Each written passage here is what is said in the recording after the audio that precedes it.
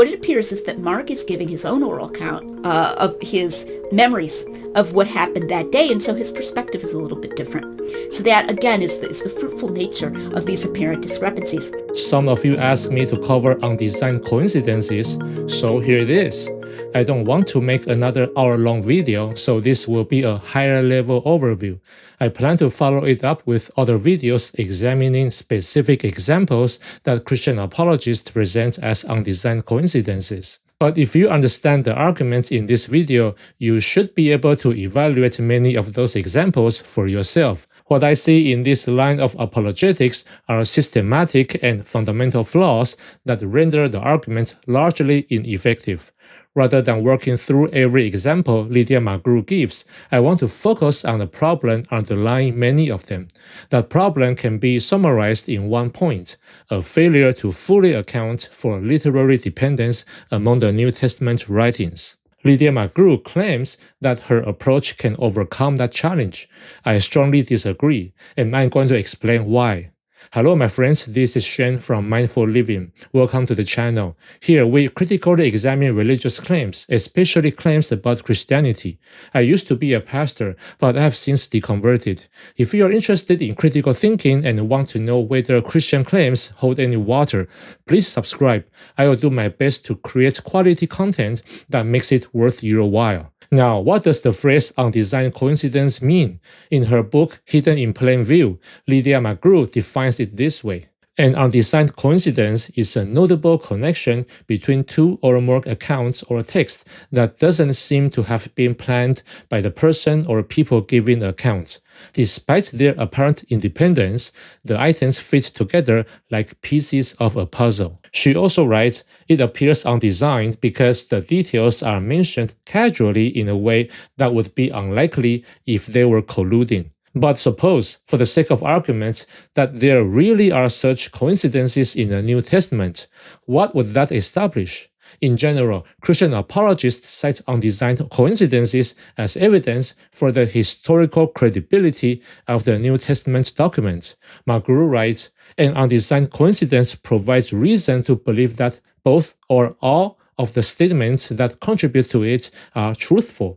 So the basic purpose is evidential. The correspondence is supposed to raise the probability that the details in both accounts are true. Now, from the way undesigned coincidences are defined, their primary scope is testimonial. They concern the way human beings report details, whether those details appear casual, and whether the accounts seem to have been deliberately coordinated. Strictly speaking, the undesigned part does not apply to material evidence itself, because material objects do not have intentions. We cannot say that a blood sample casually or unintentionally reveals that it is type AB. The blood sample is simply evidence. It is the human presentation of evidence that can be designed or undesigned. Christian apologists are interested in defending the general truthfulness of the biblical accounts, but their larger goal is usually to establish miraculous claims such as the resurrection and the virgin birth. So here's the crucial question. Even if undesigned coincidences increase the credibility of certain details in accounts, can they increase the strength of the testimony enough to make the miracle claims believable? I don't think they can. At least not by themselves. The reason is that establishing the credibility of a witness is not the same as establishing every claim made by that witness. A person may be sincere, generally reliable, and accurately informed about many ordinary details while still being mistaken about an extremely unusual event. The evidential burden rises dramatically when the claim involves an extraordinary event like a miracle. I discussed this in my earlier series on Bayesian apologetics, which I will link in the description. The prior probability of a miracle is extremely low, so it takes exceptionally strong evidence to overcome it. Showing that an account contains accurate incidental details does not automatically provide that level of evidence. Consider the virgin birth. Suppose a mother sincerely claims that she was a virgin and that her child was conceived by the Holy Spirit. Even if we had good reason to believe that she was honest, would her sincerity be enough to establish her explanation? Most people would say no. and that skepticism would be justified. We would need strong material evidence independent of her own testimony. Her general credibility would not, by itself, establish a supernatural conception. We need more than her testimony. Some Christians might respond that Joseph also had a dream, so it was not merely Mary's testimony. But think about what that would mean in practice. Suppose a mother tells you to your face that she is still a virgin, and you remain skeptical. Then her husband, standing beside her, says that he believes her because he had a dream in which an angel told him to accept the child as being from God. Will that make you believe their story? I hope you would remain unconvinced, but even if you chose to believe them, you certainly could not blame others for remaining skeptical. That is the limitation. Undesigned coincidences may, at most, strengthen our confidence in certain human reports, but the argument still needs an additional step showing why that increased testimonial credibility is sufficient to establish the miraculous claims. And that step is precisely where the argument is weakest. And Lydia McGrew herself recognizes this limitation. Consider another example I discussed in my previous video. The Roman Emperor Vespasian was reported to have miraculously healed a blind man and a lame man. The incident was recorded by 3 historians, Suetonius, Tacitus, and Dio Cassius. Their accounts differ slightly, but suppose they also contain undesigned coincidences that increased their credibility. Will that establish that Vespasian actually performed a miracle? McGrew would say no. The witnesses may genuinely have seen the performance with their own eyes and sincerely believe that a miracle had occurred, but the entire event could still have been staged by Vespasian. In other words, establishing that people truthfully reported what they saw is not the same as establishing that their supernatural interpretation of what they saw was correct. Some Christians might respond that, in modern courts, testimony alone can sometimes be sufficient for a conviction, including in sexual assault cases. But sexual assault is not a miracle. I'm talking about events so extraordinary that we currently have no scientific explanation for them. If a criminal case depended on that kind of claim, I doubt a judge would treat testimony alone as sufficient. Suppose, for example, that a victim identifies the alleged offender as a woman, but claims that the offender possessed the miraculous ability to transform physically into a male body. She says the offender assumed a male form during the assault and then changed back afterward. Will the court accept that testimony alone as sufficient to establish not only the assault, but also this highly unusual transformation? I cannot imagine that it would. My point is that testimony alone should not be sufficient to establish that a miracle occurred. If you disagree, make your case in the comments and we can discuss. Christian apologists might respond that even if undesigned coincidences cannot significantly raise the probability of miracles, they can at least increase our confidence that the events were genuinely reported and were not simply invented out of thin air. If that is the more modest goal, I have no categorical objection to the method in principle. It would be similar to the various criteria scholars use to evaluate whether a saying or event in the Gospels is likely to preserve an earlier tradition rather than being created by the author. For example, Bart Ehrman has argued that Jesus' promise that the 12 disciples would sit on 12 thrones is likely to preserve an early saying. A later Christian author would probably not have invented a saying that appeared to grant Judas Iscariot a throne in the coming kingdom. Ehrman gives other reasons as well, but the broader point is that scholars already use various methods to evaluate the credibility and origins of individual New Testament passages. But here's the important point. Undesigned coincidences are not a standard criterion used by biblical scholars. Why not? Because even when we limit the argument to ordinary events, it still faces a fundamental problem. An undesigned coincidence requires the relevant details to possess some meaningful degree of independence. One account contains a puzzling detail or leaves a gap, while another account casually supplies information that appears to explain it. The evidential force depends on that connection being unplanned rather than produced through copying, redaction, or knowledge of the other text. Without independence, there is no undesigned coincidence. There is simply literary dependence. The problem is that, as I said at the beginning of the video, the New Testament documents are not simply a collection of independent testimonies. They show significant literary dependence. Most scholars think that Matthew and Luke used Mark as one of their sources. Matthew, Mark, and Luke are called the Synoptic Gospels because their similarities allow them to be viewed side by side. Some scholars also argue that John knew one or more of the Synoptic Gospels, although that remains more debated. Either way, the relationships among these documents are complicated. So suppose Matthew had Mark in front of him while writing. If Matthew includes a detail that appears to fill a gap in Mark, how do we establish that this was accidental rather than intentional? How do we know Matthew was not clarifying Mark, developing Mark's account, or incorporating information prompted by what he had read? That is extremely difficult to demonstrate. Lydia McGrew acknowledges this problem, but she argues that literary dependence does not automatically eliminate an undesigned coincidence. Even when one author knows another author's work, a detail can still count if it was included without the intention of corroborating the other account. I think this solution is too forced. Of course, it is theoretically possible for two authors to know each other, discuss the events, read each other's work, and still include details without consciously intending to confirm one another. But saying that this is possible is not enough. The real question is, how can we demonstrate from the text that this is what happened? That is why police separate eyewitnesses before questioning them.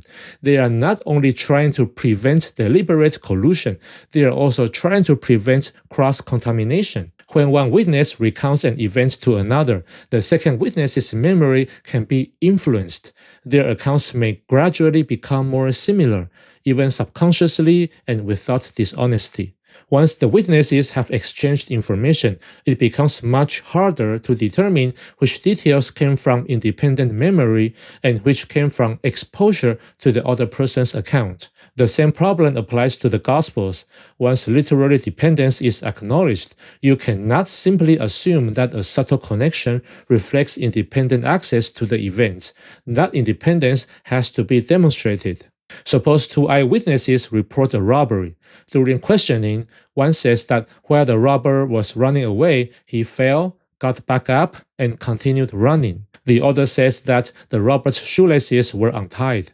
Would that be an undesigned coincidence? It depends heavily on whether the witnesses had spoken to each other before being questioned.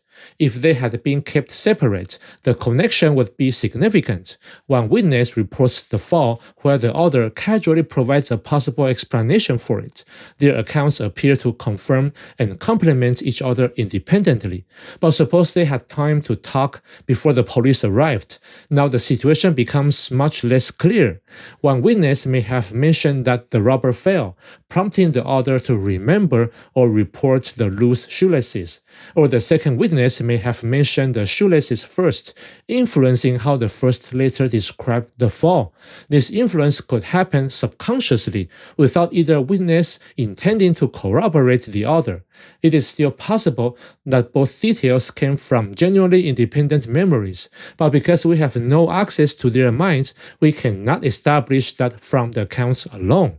That is the point. When two witnesses know each other and exchange information, their later reports may still contain genuinely independent details, but the evidential value of those details become much harder to assess.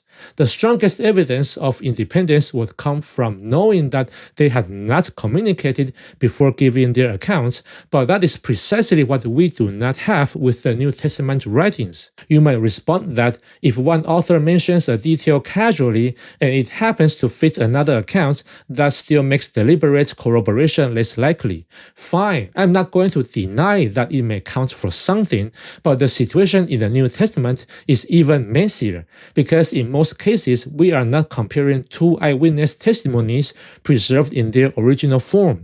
When Lydia McGrew gives real-life examples of undesigned coincidences, they usually involve the words of actual eyewitnesses describing what they personally observed, but that is not closely analogous to what we have in the New Testament. A better analogy would be several news agencies reporting the same event using sources available to them.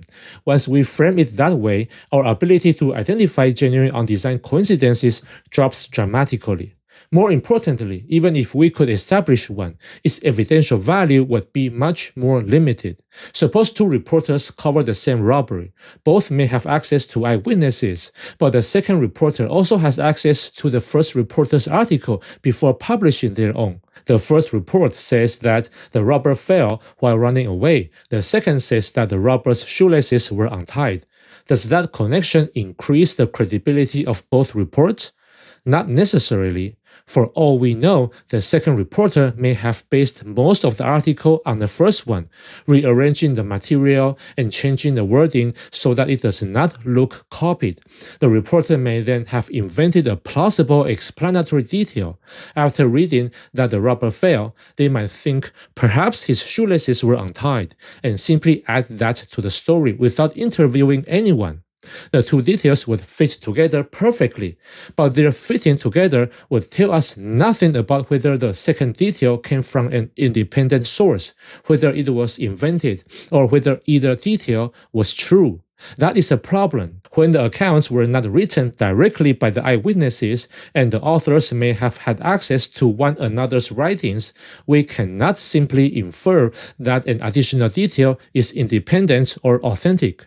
Saying that two details fit together like pieces of a puzzle does not establish where those details came from. Much less does it establish that they are historically true. And there is another distinction we must not overlook. Suppose 10 reporters publish stories based on the testimony of the same eyewitness. By comparing those reports, we might be able to reconstruct what the eyewitness probably said, but that does not make the eyewitness's statement 10 times more credible. The witness may have repeated the same lie to every reporter, or all 10 reporters may ultimately depend on the same original interview. 10 reports do not necessarily give us 10 independent testimonies. They may give us one testimony repeated 10 times. At most, they may help us reconstruct the source's claim. They do not, by themselves, establish that the claim was true. And the problem goes even deeper. The Gospels and Acts were not written immediately after Jesus' ministry and supposed resurrection. They were written decades later. They are internally anonymous, so we cannot be certain who wrote them, and they do not clearly identify the people from whom they obtained their information. For example, textual comparison strongly suggests that Matthew and Luke used Mark extensively, yet neither author tells us that Mark was one of his major sources. We have to reconstruct these literary relationships by comparing the documents themselves. All of this makes genuine undesigned coincidences much harder to identify. Proponents of the argument often present the examples as though we were simply comparing independent eyewitness testimonies, but before any example can carry evidential weight, they must establish several things: that the relevant details came from independent sources, that one author was not merely responding to another text, that the additional detail was not inferred or invented, and that the accounts ultimately trace back to reliable witnesses. Those are difficult questions, and they are often passed over too quickly. That helps explain why undesigned coincidences are not a standard method in contemporary New Testament scholarship. The argument was developed most famously by William Paley in the 18th century and is now promoted mainly within Christian apologetics rather than used as an established historical criterion by scholars. So far, I've been discussing the conceptual problems. Let's make this more concrete. I want to examine one example from the Gospels to show how the argument breaks down in practice. I will cover more examples in future videos, but this one should help illustrate the problems I have raised. Lydia McGrew uses the feeding of the 5,000 both in her book and in her videos as a major example of undesigned coincidences. The story appears in all 4 Gospels, and she argues that the differing details among the accounts support their reliability. McGrew accepts that Matthew and Luke had access to Mark, so the literary dependence is undeniable, but she tries to limit the significance of that dependence by pointing to apparent discrepancies. If Luke had Mark in front of him while writing, why would he include details that seem to conflict with Mark? For example, Luke places the event near Bethsaida, while Mark appears to describe Bethsaida as the destination Jesus sends the disciples toward afterward. McGrew argues that this tension suggests Luke was not merely copying or deliberately confirming Mark. Luke may have had access to other information about the event. I actually agree with part of that argument. When the gospel author contradicts an earlier account, it does not necessarily mean that the author invented the new detail out of thin air. The author may have known another tradition and considered it more accurate. But here's the crucial point. Showing that Luke was not relying exclusively on Mark does not establish that Luke's alternative information was true. It certainly does not transform Mark and Luke into 2 independent eyewitnesses to the feeding of the 5,000. Neither gospel identifies its author as an eyewitness to this event. So even if the 2 accounts were written in ways that were not intended to confirm each other, it does not follow that the miracle becomes more probable. At most, it may suggest that the authors were drawing from more than one string of tradition. Whether any of those traditions originated with reliable eyewitnesses is a separate question. Christian apologists often blur that distinction by comparing the gospel accounts to independent eyewitness testimony. If 2 eyewitness accounts are identical in every detail, we may suspect collusion. If they differ naturally while still fitting together, their independence may increase the evidential value of their testimony. That logic makes sense when we know we are dealing with 2 eyewitnesses, but we cannot simply transfer it to 2 later authors using earlier texts and unidentified traditions. Yet, that is how McGrew encourages her audience to think about the account. Here's a clip where she makes that argument. A lot of times, if you find the same story in multiple Gospels, scholars will immediately start looking to especially literary theories of dependence. I've already mentioned one of these, that Matthew and Luke got it from Mark, and then maybe they kind of embellished from their imaginations from then on or something like that, but that they had Mark in front of them and used Mark as their only actual factual source rather than having other factual access to what really happened.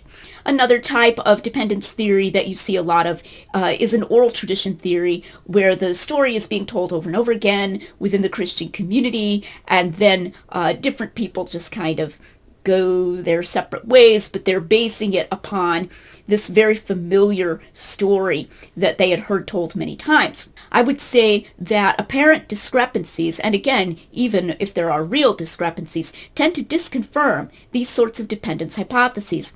Because if the authors knew a story on which they were basing it, and they had no other access to what really happened, there's no reason for them to contradict each other, or especially that first source. For example, to contradict Mark.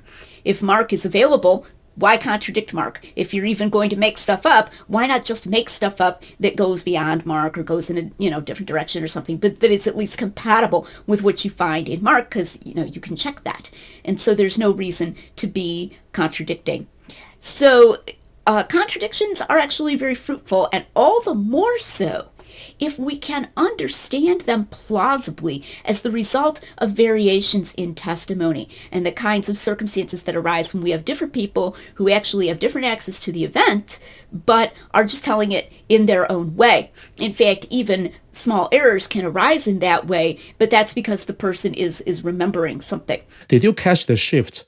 McGrew begins with a legitimate point. Discrepancies may count against the theory that Luke simply copied Mark and had no other source of information, but then she moves from that limited conclusion to an eyewitness-style model, describing the differences as the kinds of variations that arise when different people have different access to an event and recount it from memory.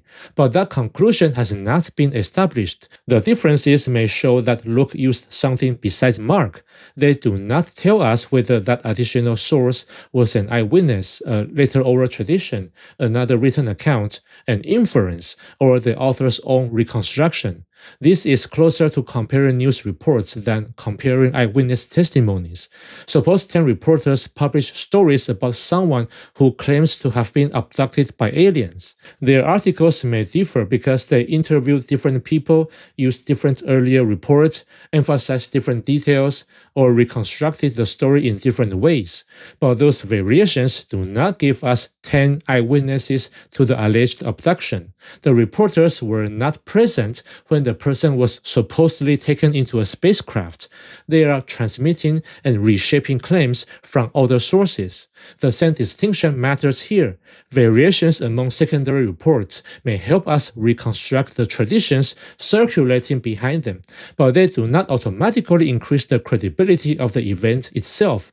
That depends on whether the reports ultimately trace back to genuinely independent and reliable sources. McGrew wants the differences among the gospel accounts to feel like the natural variations found among independent eyewitnesses, but before that comparison can carry any evidential force, she has to establish that the relevant details actually came from independent access to the event. The differences themselves do not prove that. What it appears is that Mark is giving his own oral account of his memories of what happened that day, and so his perspective is a little bit different. So that, again, is the fruitful nature of these apparent discrepancies. But how does she know that the author of Mark was recalling his own memories of that day? The gospel itself does not identify its author. The name Mark comes from later church tradition, not from the text itself. And even if we grant the traditional authorship, there is still no reason to think Mark personally witnessed the feeding of the 5,000. Mark does not appear as a character anywhere in the four Gospels. A person named John Mark first appears in Acts 12, but nothing there places him at this event. So McGrew has no basis for describing Mark's account as his personal memory of what happened that day. That assumption quietly turns a later written account into eyewitness testimony, even though eyewitness access is precisely what needs to be demonstrated. And it is not as though she fails to understand the distinction between eyewitness memories and information obtained from external sources. When discussing Luke's version of the same event, she says, we have a specific fact that's actually quite an important fact that's found in Luke alone. So Luke appears to be getting that information from someplace other than Mark. Notice that she does not say Luke remembered the event differently because he was there. She says Luke probably obtained the detail from another source. According to her own explanation, the discrepancy between Luke and Mark reflects different sources, not the different memories of two eyewitnesses. So she clearly understands the distinction. Luke is treated as an author using Mark and other sources, but when she discusses Mark, she suddenly describes him as giving an oral account of his own memories of that day. That shift is doing a great deal of work. It allows her to interpret the differences as the natural variations we expect from independent eyewitness testimony. But she has not established that Mark was an eyewitness, that his account came directly from his own memory, or even that his source was an eyewitness to this particular event. At most, the discrepancies may suggest that Luke used information in addition to Mark. They do not establish that either account gives us independent eyewitness testimony about the feeding of the 5,000. The problem is that McGrew does not take seriously enough the fact that the gospel authors were not eyewitnesses. You can see this in the way she talks about one account casually filling a gap in another. She points out that only John records Jesus asking Philip where they should buy food for the crowd. John does not explain why Jesus asked Philip rather than one of the other disciples. McGrew then turns to Luke, who places the feeding near Bethsaida, and John elsewhere tells us that Philip was from Bethsaida. So according to McGrew, Luke explains why Jesus asked Philip. The details fit together like pieces of a puzzle, and that is what she calls an undesigned coincidence. By the way, Peter and Andrew were also from Bethsaida, so the connection is not as obvious as she presented. But even setting that aside, the larger problem remains. We already know that there is literary dependence among the Gospels, and the authors may also have drawn from overlapping oral and written traditions. Differences in detail do not show that the accounts were independent. Luke could still have used Mark, and John could have known Luke or a similar tradition that placed the feeding near Bethsaida. Suppose John already knew that the event was associated with Bethsaida. He may then have invented the conversation with Philip because Philip was from that town. Or perhaps John found the conversation in the tradition he was using and chose to preserve it, while Luke knew the same tradition but left that detail out. There are many ways these details could have developed, and none of them requires the event itself to be historical. The underlying traditions may already have gone through years of embellishment, interpretation, and exaggeration before any gospel author wrote them down. Even if comparing the four gospels helps us reconstruct an earlier tradition, that does not tell us whether the tradition was true. That is a part Lydia McGrew leaves out.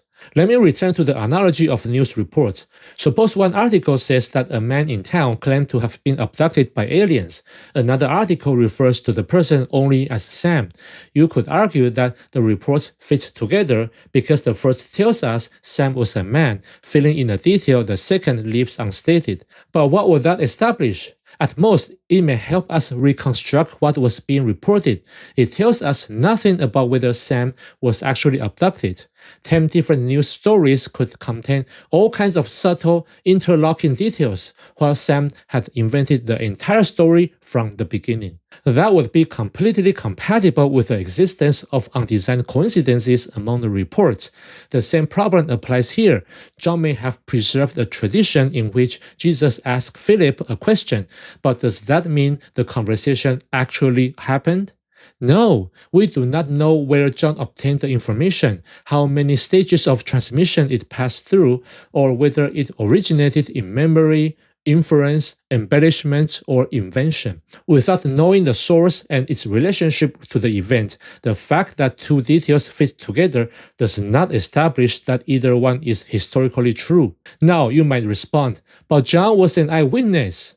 Most critical scholars would dispute that identification, but let's grant it for the sake of argument. Suppose the Gospel of John was written by one of Jesus' disciples who personally witnessed the feeding of the 5,000. What would that establish? It would mean that John could be treated as eyewitness testimony. That may increase the value of John's account, but it would not automatically mean that details found in Luke independently corroborate John. Those are two separate questions. The evidential value of corroboration depends not merely on having two documents, but on having two genuinely independent routes back to the event. Luke was not an eyewitness to the feeding. He relied on sources. So before we can say that Luke independently confirms John, we would need to know where Luke obtained his information and whether that source was independent of John, independent of John's community, and independent of the same tradition John was using. But we do not know that. Luke may have received the Bethsaida detail from an eyewitness, but he may also have received it from a tradition that ultimately came from John, Philip, Peter, Andrew, or some shared circle of disciples. He may have found it in another written source, or John and Luke may both have drawn from the same circulating story. Without knowing the chain of transmission, the agreement between them does not necessarily give us two independent confirmations. It may give us one tradition appearing in two texts. That is an important distinction. Multiple documents do not necessarily mean multiple independent witnesses. Suppose one eyewitness tells a story to 10 reporters, and all 10 publish slightly different versions. We now have 10 documents, but we still have only one eyewitness source. The variations may help us reconstruct what that witness said, but they do not multiply the evidential value as though 10 people independently observed the event. Now, someone might say, but Matthew was also an eyewitness, so perhaps we have John and Matthew, two disciples who were both present. Again, let's grant traditional authorship for the sake of argument. Will that rescue the undesigned coincidence argument? My answer is still no. If Matthew and John were both members of the same group of disciples, they did not witness the events in isolation and then immediately write separate statements while being kept apart. They traveled together, ate together, preached together, and had years in which to discuss Jesus' ministry. The feeding of the 5,000 would presumably have become part of their shared memory and shared preaching. That does not mean they deliberately colluded or agreed to lie. The problem is much more ordinary than that. People who repeatedly discuss an event influence one another's memories. One person emphasizes a detail, another adopts it, and over time the group develops a shared version of the story. Some details are retained, others are forgotten, and still others become clearer or more elaborate through repetition. Lydia McGrew herself recognizes that witnesses can influence one another when they communicate. That is why investigators try to separate witnesses before collecting their accounts. Once witnesses have discussed the event, it becomes difficult to determine which details came from each person's independent memory and which came from their shared conversation. So even if Matthew and John were eyewitnesses, the mere fact that their accounts differ and sometimes complement each other would not establish an undesigned coincidence. In theory, the differences could arise because they remembered different things independently, but they could also arise because they inherited a shared tradition and selected different details from it. One author may omit something that was already well known in a community while another includes it. That produces interlocking accounts without providing independent confirmation. For example, suppose the disciples commonly told the story this way. The event took place near Bethsaida. Jesus spoke to Philip about finding food, and the disciples distributed the bread. Matthew might preserve only part of that shared story, while John preserves another part. Their accounts will then fit together like pieces of a puzzle, but the fits would not be coincidental. Both authors would be drawing from the same pool of information, and that is the key problem. An undesigned coincidence is evidentially impressive only when the interlocking details travel through independent channels. But with the Gospels, we often do not know the channels. I hope the distinction is clear. Literary dependence and shared tradition do not prove that every detail is false, nor do they prove that no independent memory lies behind the account. The point is that they make it extremely difficult to identify which details, if any, provide independent corroboration. At most, undesigned coincidences may show that different passages can be combined into a coherent reconstruction of a tradition, but reconstructing a tradition is not the same as verifying the historical events behind it. That is why undesigned coincidences are not a standard criterion in contemporary New Testament scholarship. Scholars certainly compare accounts, study their sources, examine redaction, and ask whether traditions are early or multiply attested, but they do not generally assume that subtle interlocking details establish independent eyewitness confirmation. The literary and traditional relationships among the texts are too complicated for that conclusion to follow so easily. So what do you think? Does my explanation of why undesigned coincidences are so difficult to establish make sense? I know there are details I have not covered because this video is only a broad overview. I also have not discussed the alleged undesigned coincidences between the book of Acts and Paul's letters, but if you understand the arguments I have presented here, you should already be able to recognize many of the same problems when the method is applied to Acts and Paul. In any case, if there is a specific example or argument you would like me to examine in a future video, please let me know in the comments. If you found this video helpful, please like and subscribe to the channel so you don't miss the next one when it is released. Thank you for watching, and I'll see you in the next video.